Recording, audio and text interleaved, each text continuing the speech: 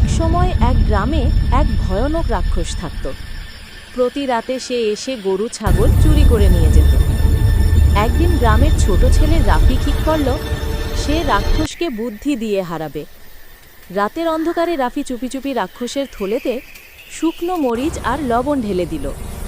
রাক্ষস একটু পরেই থলে খুলে চোখে মুখে মরিচ ঠুকে চিৎকার করে পালালো, পানি পানি। পরদিন সকাল, গ্রামবাসী খুশিতে বলল, রাফি আমাদের নায়ক।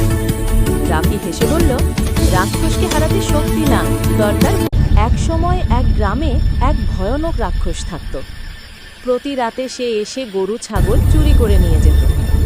একদিন গ্রামের ছোট ছেলে রাফি ঠিক করল সে রাক্ষসকে বুদ্ধি দিয়ে হারাবে। রাতের অন্ধকারে রাফি চুপি চুপি রাক্ষসের থলেতে শুকনো মরিচ আর লবণ ঢেলে দিল। রাক্ষস একটু পরেই থলে খুলে চোখে মুখে মরিচ ঠুকে চিৎকার করে পালালো, পানি পানি। পরদিন সকাল, গ্রামবাসী খুশিতে বলল, রাফি আমাদের নায়ক। রাফি হেসে বলল, রাক্ষসকে হারাতে শক্তি না, দরকার।